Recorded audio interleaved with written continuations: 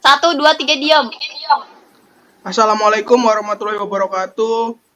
Selamat malam.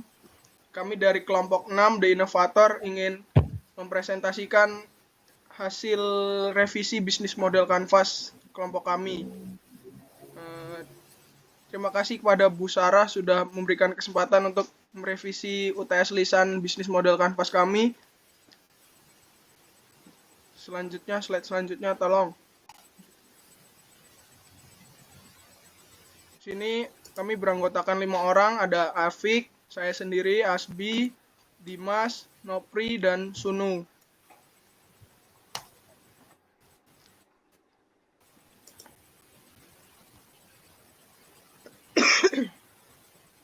Oke, ini bisnis model Canvas dari startup yang kami bangun, yaitu AgroSmart,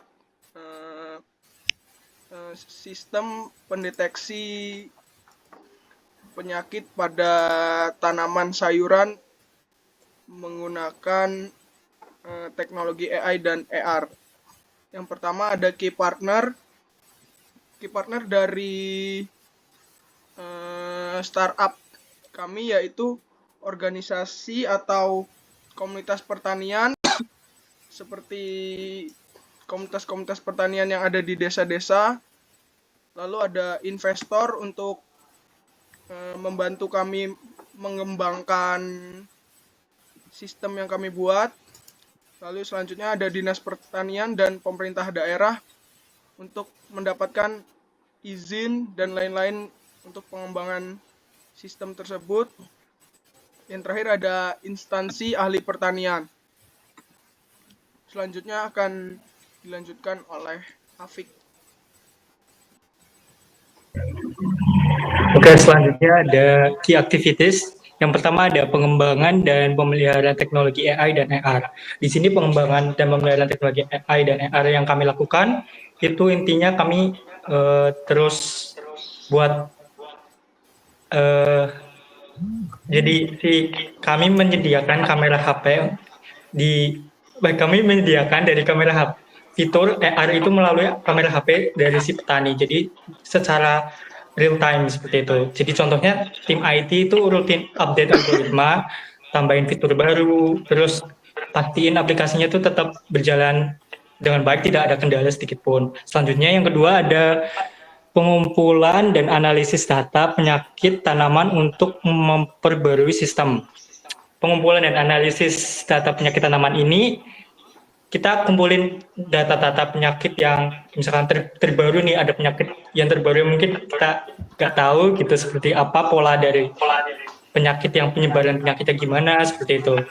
Jadi kita akan terus masukin ke dalam aplikasi, sistem aplikasi kita seperti itu. Selanjutnya yang ketiga ada pelatihan dan edukasi kepada petani. Untuk pelatihan dan edukasi petani kita menyediakan seperti video di dalam sistem atau aplikasi kita untuk bisa dilihat oleh petani seperti itu. Mas Sunu, maaf, mungkin bisa Oke. Selanjutnya ada melakukan pemasaran sistem secara rutin. Melakukan pemasaran secara rutin tentu kita mempromosikan AgroSmart ke masyarakat biar tahu cara pakai sistem kita seperti apa, seperti itu. Selanjutnya ada key resource. Pada key resource ini kita ada 5 key resource yang kami lakukan. Yang pertama ada tim IT untuk pengembangan produk. Di sini dalam artian tim IT pengembangan produk yang membuat sistem apa yang kita jalankan di startup ini seperti itu. Mulai dari AI-nya, terus AR seperti itu. Selanjutnya ada database untuk menyimpan informasi penyakit tanaman dan solusi penyembuhannya. Oke, pada yang kedua ini key resource ini database. Database ini memang salah satu hal yang paling penting di dalam startup kita. Itu untuk menyimpan informasi-informasi yang penyakit tanaman yang tadi kita udah analisis, terus pola-polanya itu akan masuk ke dalam database di sistem kita seperti itu. Selanjutnya ada ahli pertanian.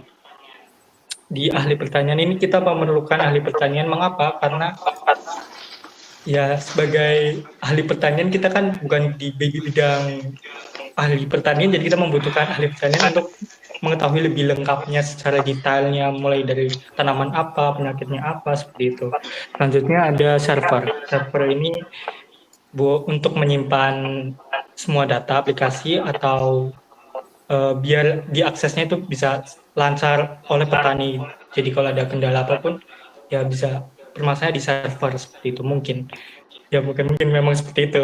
Oke lanjut, yang kelima ada tim marketing. Maaf, tim marketing ini untuk mempromosikan sebagaimana algoritma apa pemasaran di AgroSmart ini seperti itu. Jadi untuk menghubungkan tim marketing ini untuk lebih mendekatkan eh, apa startup kita, sistem yang kita buat ke masyarakat seperti itu. Jadi biar masyarakat dan para petani, komunitas tani sebagainya itu bisa mengerti apa yang kita jual seperti itu. Jadi tim marketing ini sangat penting di dalam key research juga. Selanjutnya akan dibacakan oleh Mbak Nopris di value proposition. Maaf, value proposition Sunu. Oh ya, selanjutnya ada value propositions atau nilai unik yang kami tawarkan kepada pelanggan. Pertama, kita menawarkan free trial selama 3 hari pemakaian AgroSmart. Yang kedua, kami menyediakan konsultasi penyakit tanaman dengan menggunakan AgroSmart. Tiga, AgroSmart dapat mendeteksi penyakit tanaman lebih awal. Keempat, menggunakan teknologi AI. Kelima, AgroSmart menggunakan teknologi AR juga. Selanjutnya yang keenam, kita mengurangi biaya operasional. Yang ketujuh, harga yang terjangkau dan fleksibel. Selanjutnya ada channel, bagaimana cara kita memasarkan atau memperkenalkan produk kita AgroSmart kepada masyarakat. Yang pertama dari media sosial,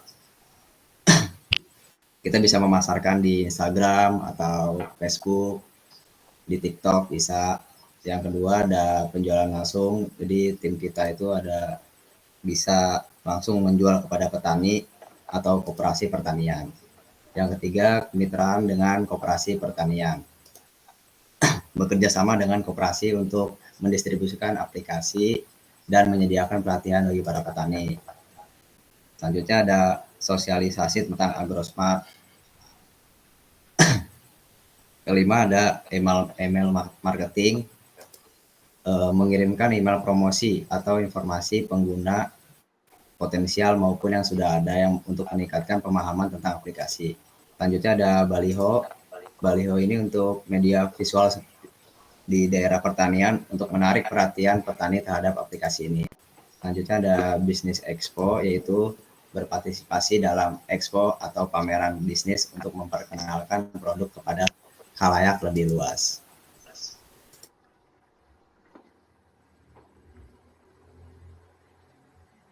Pada segmen customer relationship terdapat 5 aspek yang dapat kami berikan. Yang pertama adalah customer support, di mana customer support kami memberikan layanan kepada pelanggan kami yang berlangganan, yaitu langganan layanan 24 jam dapat menanggapi permasalahan yang terkait yang dialami oleh pelanggan atau apapun keluhan yang dialami oleh pelanggan ataupun apapun yang dibutuhkan dari keinginan pelanggan. Yang kedua, ada program loyalitas yang bisnis kami tawarkan, yaitu program loyalitas berupa membership, di mana membership tersebut memiliki poin yang akan nantinya didapatkan oleh pelanggan, sehingga poin tersebut sehingga ketika poin tersebut terkumpul, para pelanggan akan mendapatkan diskon. Yang ketiga, ada komunitas online. Komunitas online bertujuan untuk agar sesama pelanggan yang memiliki tujuan yang sama, di mana pastinya itu adalah merupakan petani, mereka dapat bertukar pikiran serta itu menjadi salah satu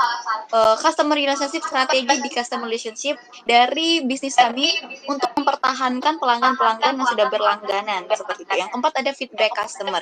Feedback customer tidak luput dari kebutuhan customer. Kami juga meminta yang namanya feedback customer, di mana bertujuan agar kami dapat memperbaiki ataupun mengevaluasi dari bisnis kami, produk-produk yang kami berikan kepada customer kami. Yang kelima ada reward. Reward merupakan program di mana untuk pelanggan yang berkontribusi dalam memberikan testimoni, memberikan yang aktif di forum seperti itu, kami akan memberikan poin maupun diskon kepada customer kami seperti itu. Selanjutnya akan dijelaskan oleh Dimas, yaitu customer segment. Baik, kemudian untuk customer segment, di mana bisnis kita atau dari hal yang kita buat ini mengenai target kita, customer-nya kita khususkan pada 2 hal ini, seperti itu.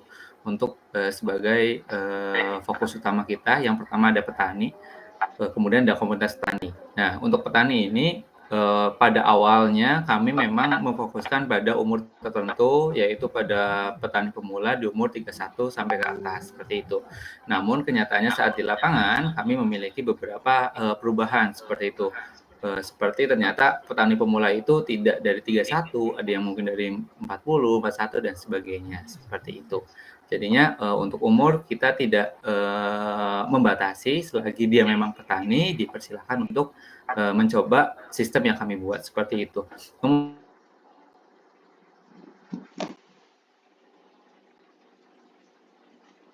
Petani kecil atau petani dan sebagainya, kami membuka pintu untuk semua orang atau semua petani untuk bisa mencoba sistem yang kami buat, mau dia skala besar ataupun skala kecil, seperti itu. Kemudian untuk komunitas petani ini, di mana kami memberikan kesempatan bagi komunitas-komunitas petani di desa ataupun di daerah-daerah lain agar mereka memang bisa mencoba sistem ini, namun untuk keperluan komunitasnya di desa, seperti itu. Kalau tadi petani mungkin hanya fokuskan untuk bisnis pribadi, namun untuk komunitas ini memang biasanya di mana diisi oleh masyarakat-masyarakat yang memang membentuk komunitas yang biasanya penghasilannya dibagi untuk desa tersebut, seperti itu. Kemudian masuk ke cost structure ya. Untuk cost structure ini ada 6 hal atau 6 pengeluaran yang sudah kami data, dan ini memang pengeluaran awal ataupun pengeluaran 1 tahun awal kami membuat sistem ini dan dipasarkan, seperti itu. Yang pertama ada dari pembuatan sistemnya, kemudian ada sertifikasi dan legalisasi sistem, kemudian ada pengujian dan uji coba sistem, kemudian yang keempat ada gaji untuk karyawan-karyawan atau tim yang membuat sistem tersebut, kemudian ada yang kelima ada pemasaran dan promosi, dan yang keenam ada reward yang tadi sudah dijelaskan oleh Menovi di bagian customer relationship, yaitu reward ini yang nantinya bakal diberikan kepada customer kita yang memang sudah mencoba sistem ini.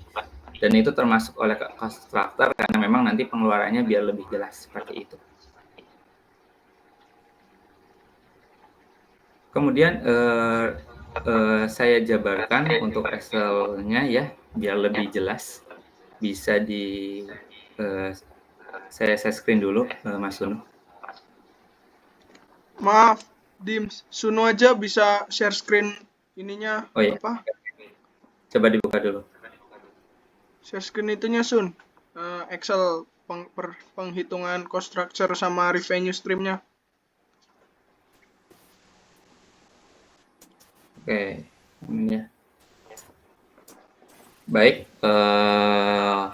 untuk cost structure yang kami buat dari tim inovator adalah yang pertama ya pastinya saya jelaskan dulu sumber dana kami, yaitu dari investor dan kemudian ada uang perusahaan kami sendiri, seperti itu. Dan investor kami menyediakan 100 juta dan uang perusahaan kami memiliki 200 juta, seperti itu. Kemudian ini cost structure atau pengeluaran kami selama 1 bulan dan juga selama tahap awal kami membuat sistem dan sampai perilisan, seperti itu. Yang pertama ada biaya pembuatan sistem. Biaya pembuatan sistem ini berisi dari pengembangan AI, pengembangan ER, terus kan kemudian ada database dan infrastruktur. Untuk pengembangan AI itu biaya yang kami keluarkan sekitar 30 juta, kemudian ada pengembangan AR sekitar 25 juta, dan kemudian database infrastruktur 20 juta, seperti itu. Kemudian ada sertifikasi dan legalisasi, di mana ini menjadi hal yang penting untuk sistem kita untuk bisa dipublikasikan, karena memang ternyata sistem yang dibuat entah dalam bentuk aplikasi atau sistem itu memang harus punya izin resmi untuk digunakan oleh masyarakat, seperti itu. Yang di sini pertama ada sertifikasi sistem sekitar 5 juta, kemudian ada biaya peresmiannya sekitar 7 juta, kemudian ada peluncuran sistem yaitu sekitar 2 juta. Kemudian ada pengujian dan uji coba. Di sini untuk memastikan memang sistem ini layak atau tidaknya nanti digunakan oleh petani-petani yang ada di luar sana. Untuk pengujian sistem kami mendata untuk pengeluarannya sekitar 4 juta. Kemudian untuk uji coba dengan petani itu sekitar 3 juta. Kemudian bisa dilihat dari biaya ini khususnya per bulan, dan per bulan ini kami ada termasuk gaji. Oke. Untuk gaji ini kita fokus untuk tim pembuat sistem tersebut.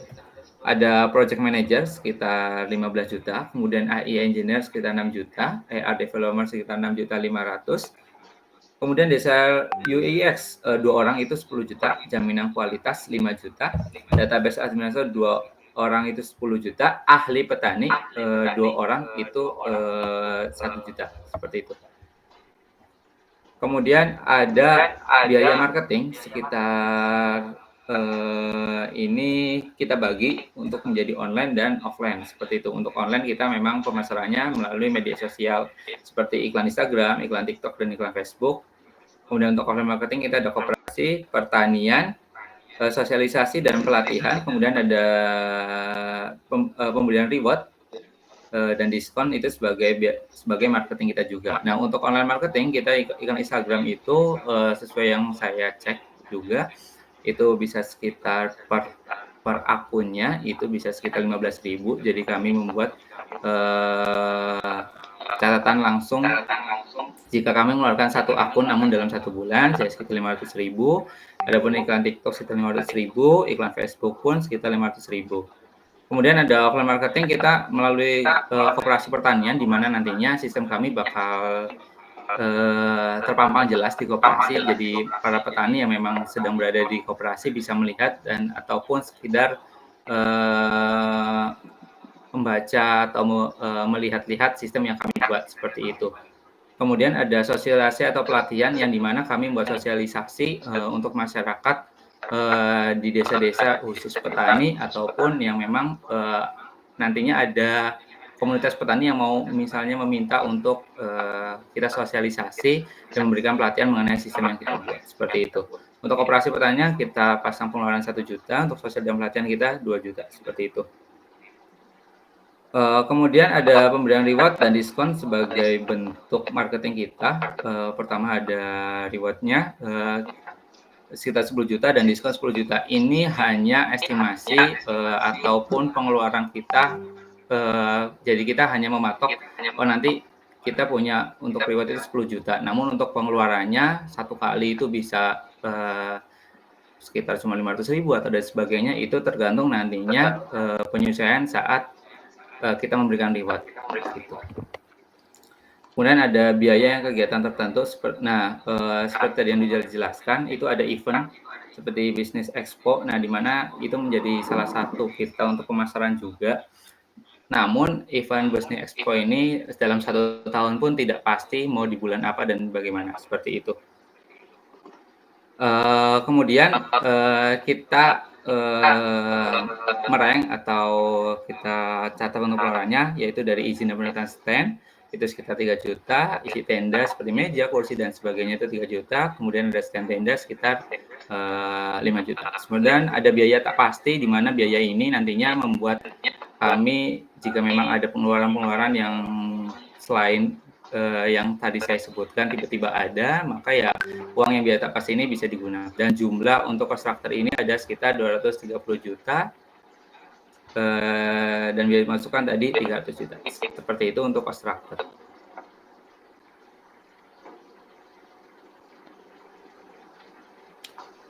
Kemudian bisa selanjutnya baik. untuk Oke, tolong Mas Undu ditampilkan revenue stream-nya. Oke, baik, di sini saya akan menjelaskan revenue streams dari kelompok kami. Tapi sebelum itu, boleh kembali ke PPT terlebih dahulu. Kita melihat BMC-nya terlebih dahulu.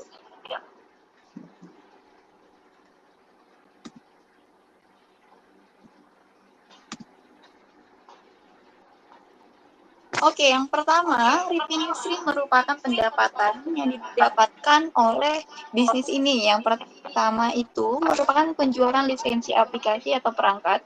Penjualan lisensi di sini bermaksud adalah penjualan dari produk kami, namun di sini dengan konsep sekali beli untuk seumur hidup. Sudah mendapatkan seluruh fiturnya seperti itu, sehingga pelanggan bisa menjadi lebih mudah dan menjadi lebih hemat untuk membeli produk kami. Yang kedua, ada langganan per bulan atau per tahun. Langganan per bulan yaitu dengan bertujuan untuk petani kecil yang mungkin yang tidak memiliki biaya yang terlalu tinggi untuk membayar per tahun ataupun lisensi aplikasi seumur hidup, kami memberikan langganan per bulan.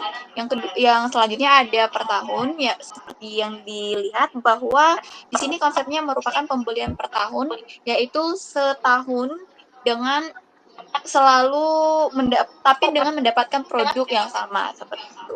Yang ketiga, kami juga mendapatkan revenue streams dari iklan pada sistem AgroSmart yang ditampilkan contohnya seperti di YouTube dengan ketentuan-ketentuan pastinya, yaitu contohnya ketentuan berapa detik yang ditampilkan dan berapa klik yang diklik oleh pelanggan seperti itu. Untuk lebih jelasnya kita bisa melihat ke spreadsheet.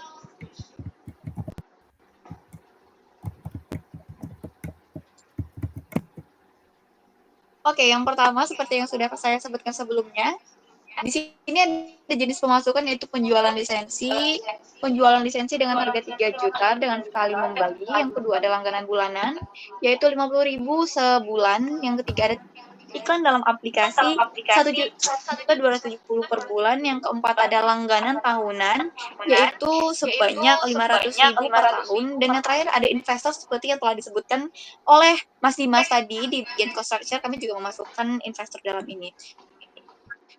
Di sini 50.000 per pelanggan dengan estimasi pelanggan yang kami buat adalah 100 sebanyak 5 juta dengan fitur-fitur yang bisa kita lihat bersama. Yang selanjutnya adalah penjualan lisensi seumur hidup dengan harga 3 juta per pengguna dengan estimasi 7. Dapat dilihat fitur-fitur yang akan didapatkan. Nah, spesialnya di langganan penjualan lisensi seumur hidup itu tidak ada iklan gitu, jadi dapat mengakses tanpa iklan. Selanjutnya ada langganan tahunan, which is langganan per tahun, yaitu dengan harga 500.000. Kami membuat estimasi dengan jumlah pelanggan 50.000 dengan fitur-fitur yang dapat kita lihat bersama, akses diagnosa, laporan analisis, dan lain-lain. Nah, kami, seperti yang sudah saya sebutkan sebelumnya, pendapatan kami juga kami dapatkan melalui jenis iklan.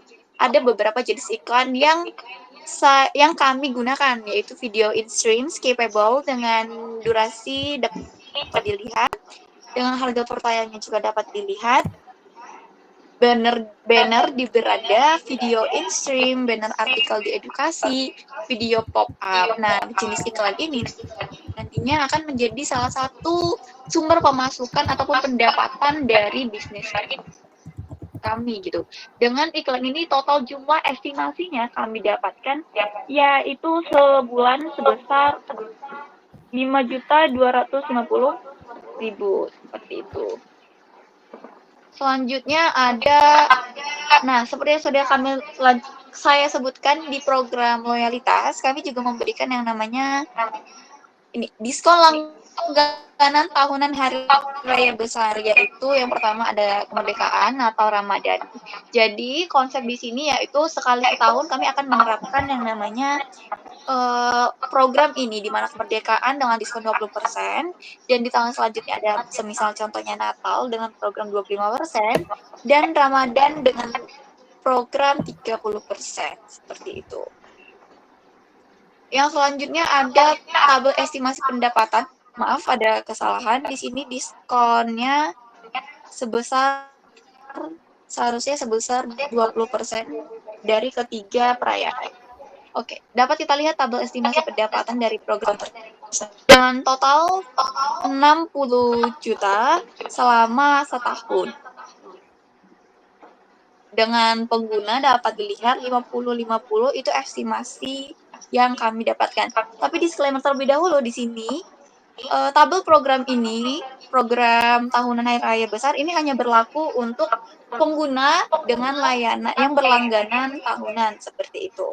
Yang selanjutnya ada program loyalitas, kami juga memberikan untuk langganan yang bulanan, yaitu dengan pengguna baru, layanan pengguna baru first time dengan diskon 20%, dan selanjutnya itu ada loyalitas pengguna lama, contohnya selama 6 bulan ataupun dia sudah menggunakan 6 bulan produk kami secara berturut-turut, kami memberikan diskon sebanyak 10% untuk pembelian selanjutnya. Nah, dapat dilihat total dari pendapatan dari seluruh aliran pendapatan yang terdiri dari penjualan lisensi aplikasi, langganan bulanan, iklan dan aplikasi, langganan tahunan, dengan jumlah total 78.270.000 di tahun pertama, di tahun kedua, dengan jumlah total 93.270.000.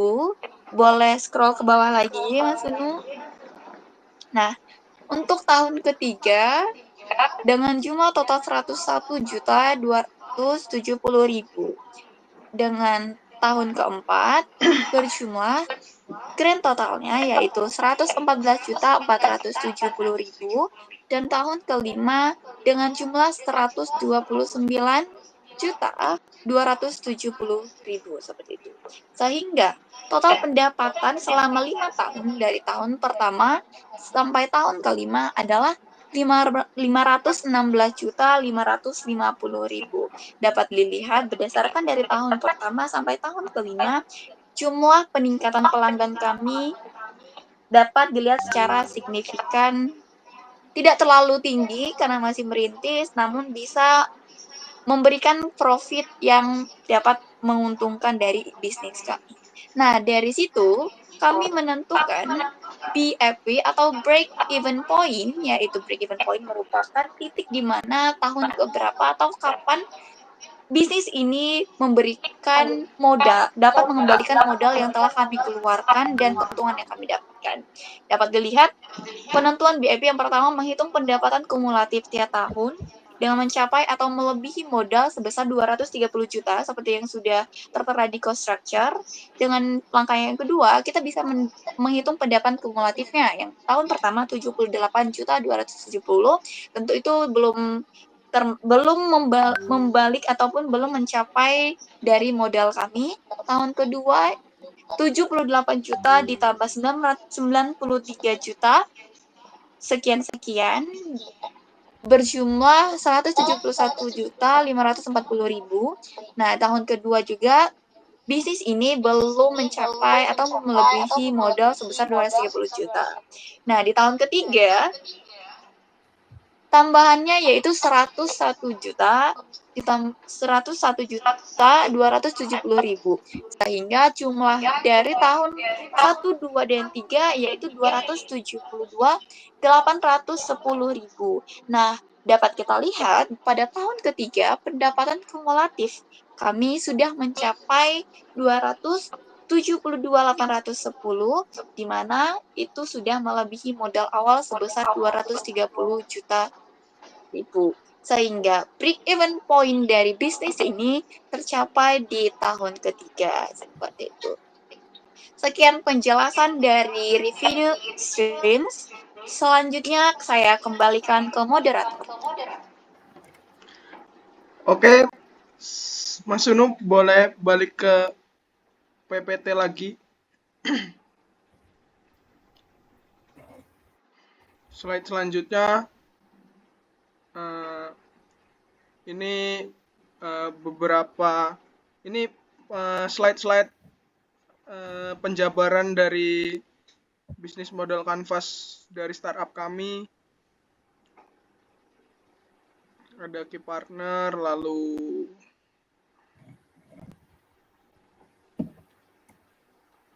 nge-lag.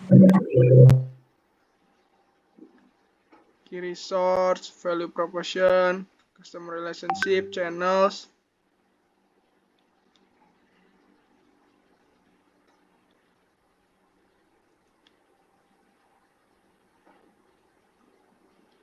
Langsung aja Sun, udah terakhir.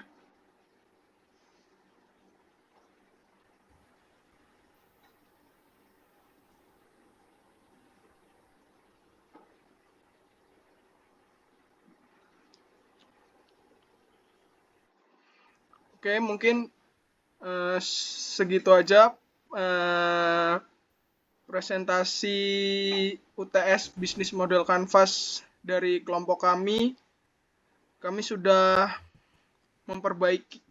merevisi semua masukan-masukan dari Bu Sarah, seperti membuat lebih detail dari cost structure dan revenue stream, lalu membuat PowerPoint penjabaran dari bisnis model Canvas-nya.